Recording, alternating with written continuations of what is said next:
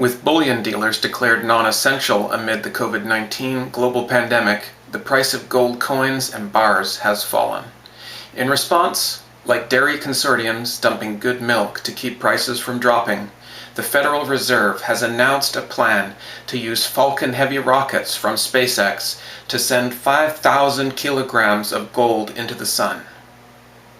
Hey guys, Drutter here. It's April 13th, 2020, and today is the 29th day of my lockdown diary.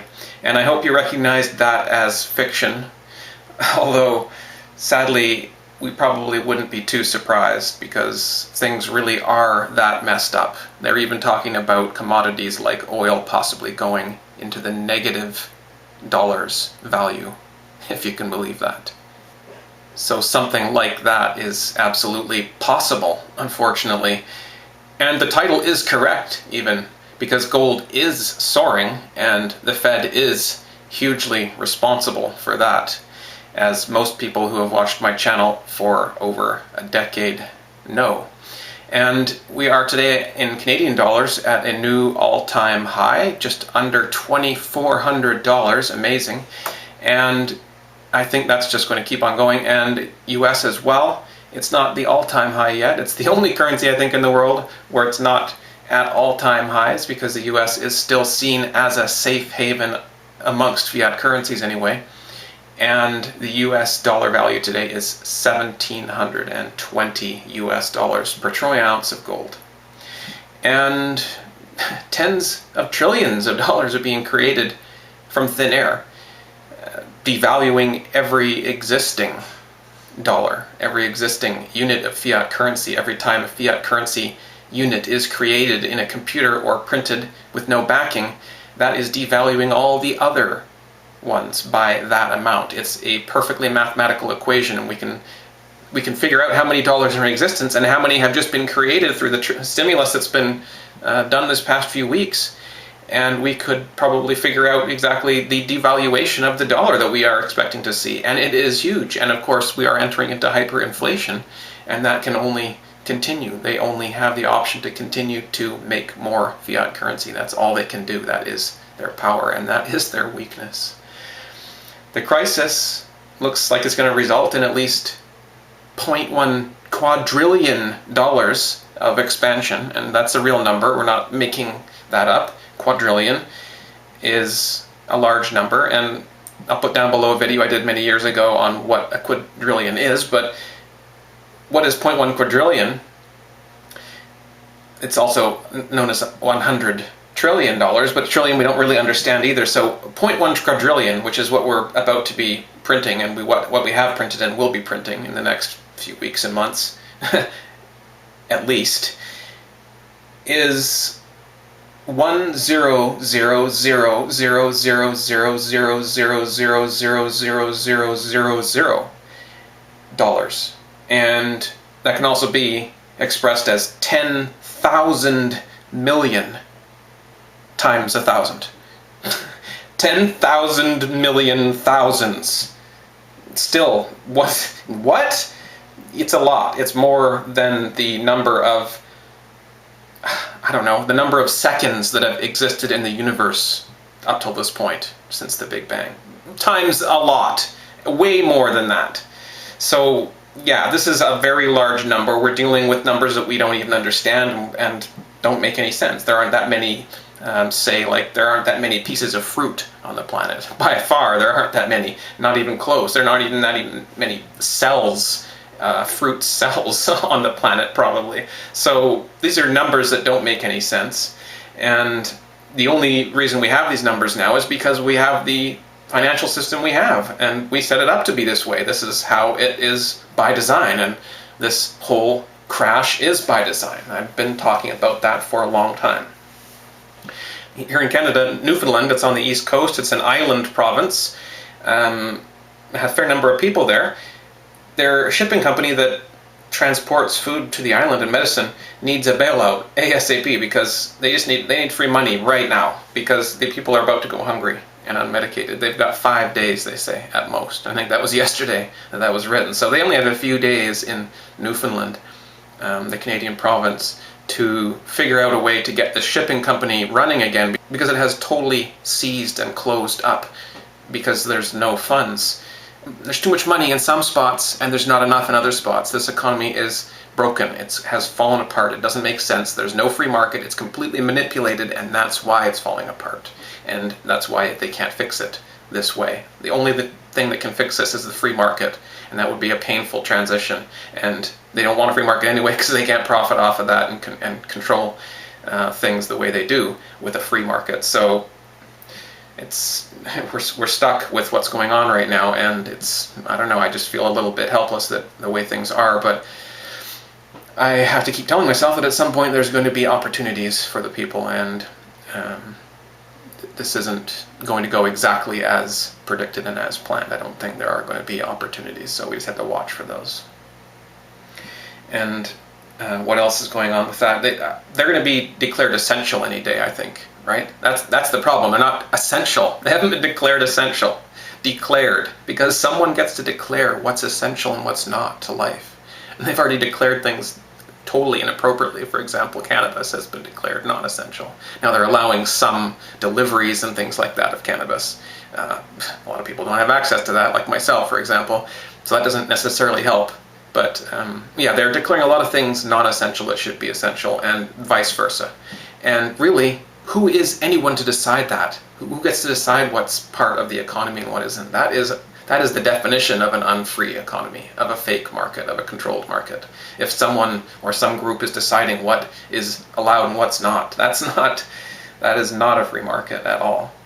And Vancouver itself just announced that it's bankrupt. It's going to need a bailout as well, because they say that people aren't going to pay their taxes next month. There's just no tax money coming in for property taxes. So that's basically what their income is in Vancouver, is property taxes. So people are saying we're not paying, so it looks like it's not going to happen, and they're going to need a bailout, or they're going to be bankrupt. So that's just a couple of examples. If Newfoundland's food supply and the entire city of Vancouver are basically bankrupt, I bet you there's a lot more things like that. And it's not funny. It is a problem. It's a major problem. And I think a lot of people are going to get hurt by that. And that's what I really worry about, is people getting hurt, because this is a world where we're dependent on this financial system, for better or for worse. We've created it that way in the past 100 years. We've made it so that we can't eat unless the financial system is, quote, running smoothly, and we're not in a, quote, depression, recession, or whatever else they want to call thing. Like, it's very controlled, and the Federal Reserve and major central banks are responsible for that. The boom-bust cycle, we all know about that.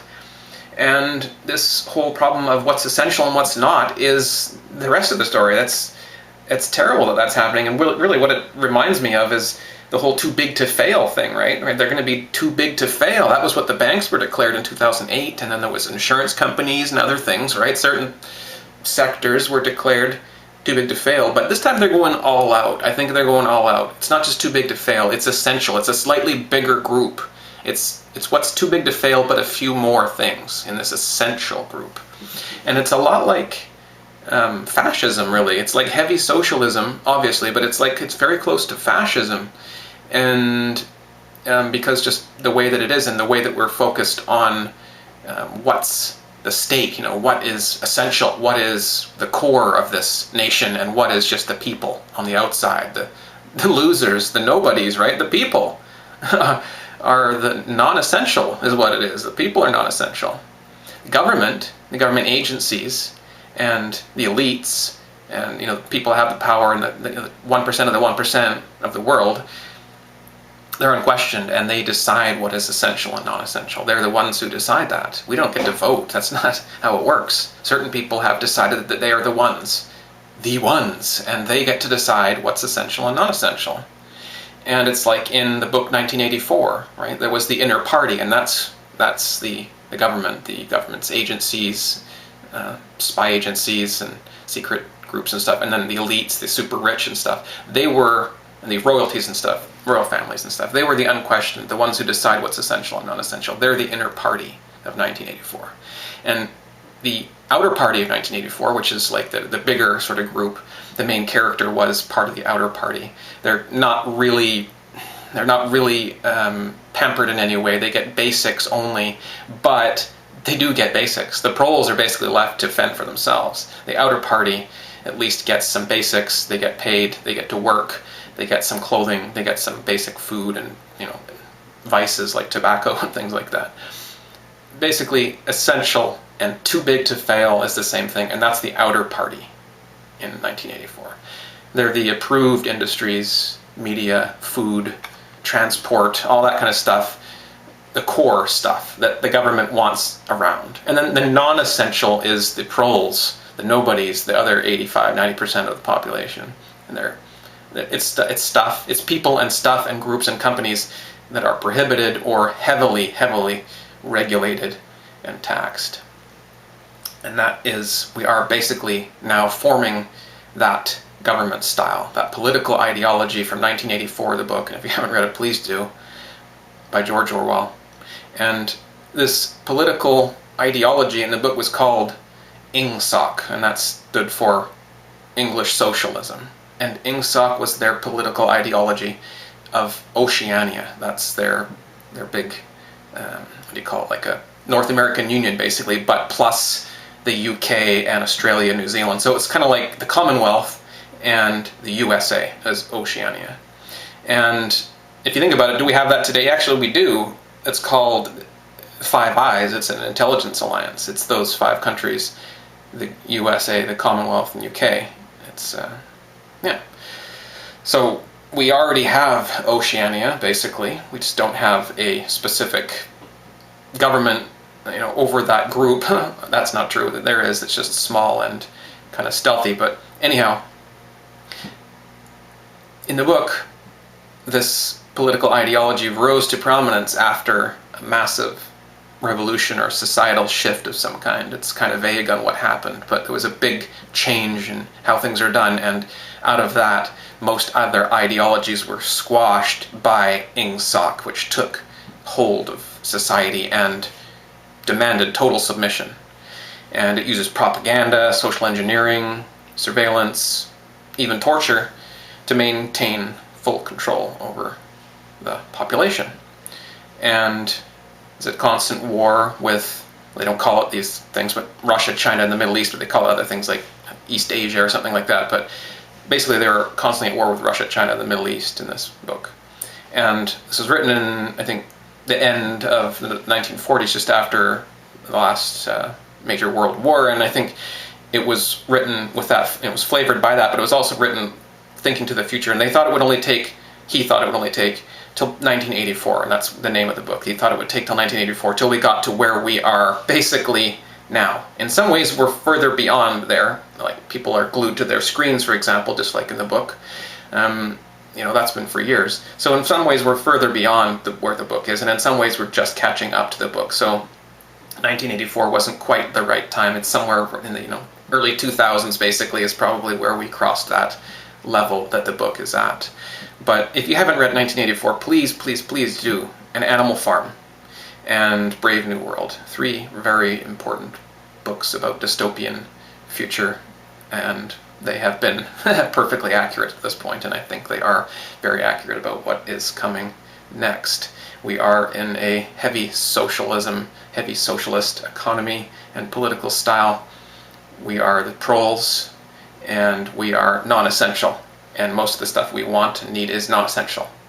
The essential stuff is the too big to fails. That's the shipping line, the banks, the media, approved industries, right?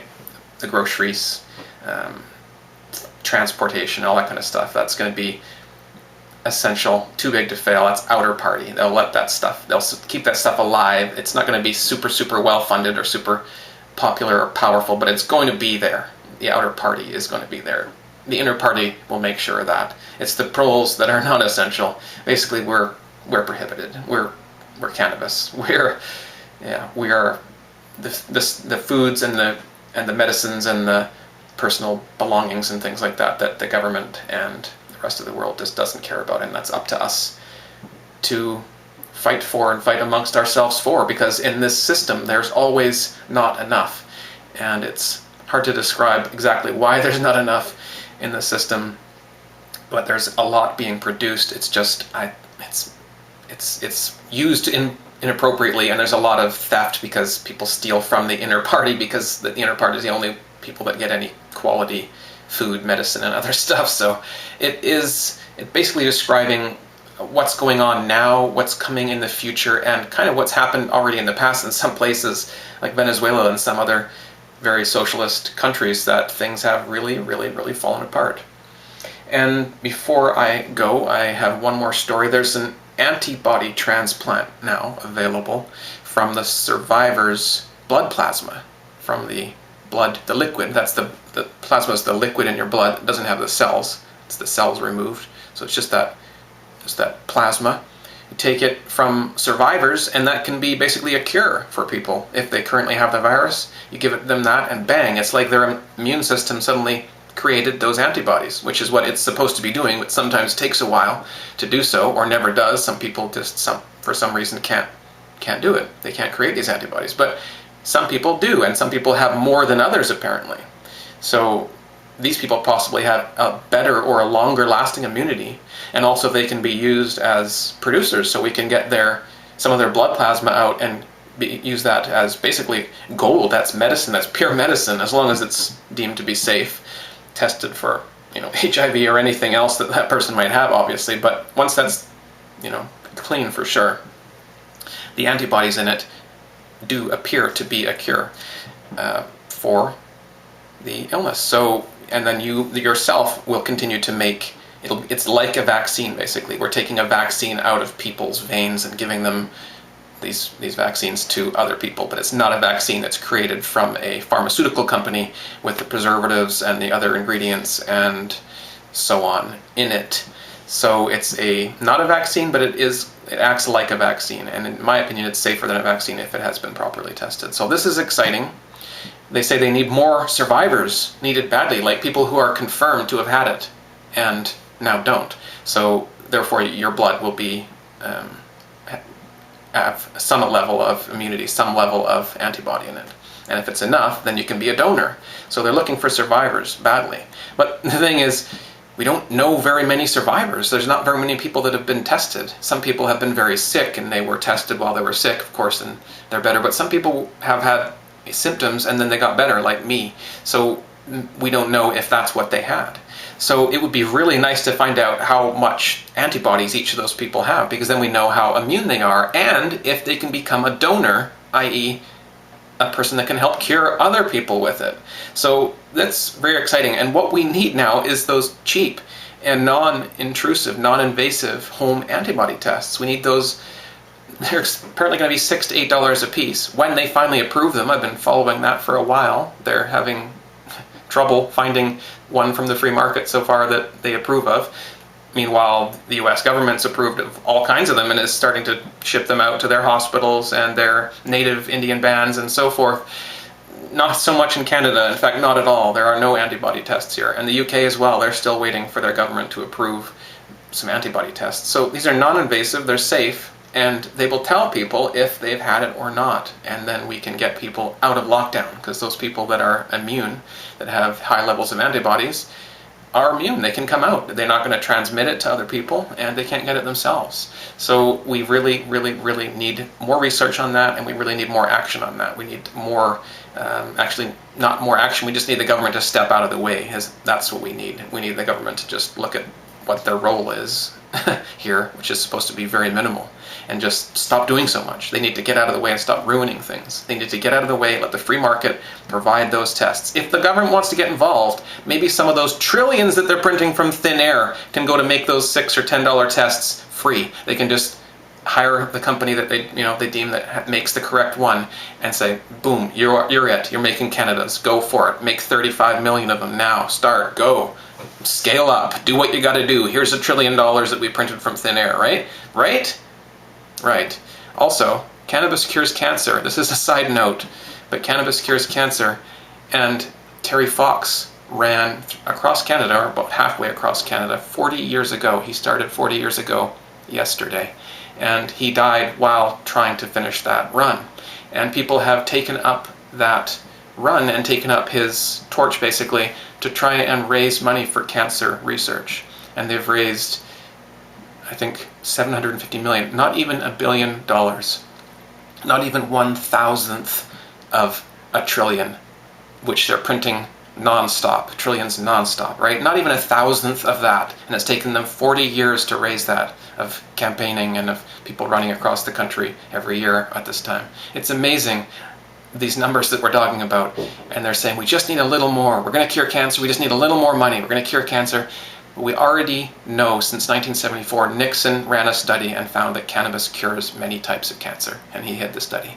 And it was replicated in the 1990s by Spanish Complutense University doctors, and since then many other universities and hospitals around the world have confirmed that cannabinoids cure almost all types of cancers, and more research is needed just to figure that out. But a few more $1 million for Terry Fox and to get this cancer research running, but printing trillions of dollars and giving it to banks and everything else that we deem essential and part of the too big to fail economy that the elites and government agencies of the inner party have deemed to be essential. It's disgusting that we can't cure an illness, or at least acknowledge that the cure has already been found. Many cures for cancer have been found. There's many ways to cure it.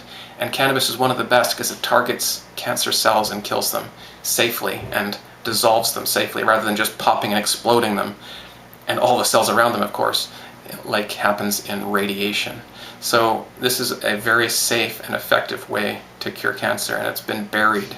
And we need to acknowledge that. And also, even if that wasn't a cure for cancer, even if that didn't exist, and they were just saying we just need a few more dollars to get some other cure, some pill or whatever from the pharmaceutical companies, even if that was the case, why haven't we printed that, whatever, $500 million or something? It's nothing. Why couldn't they just include it in one of the latest bills? It wouldn't even be noticed. It's like crumbs.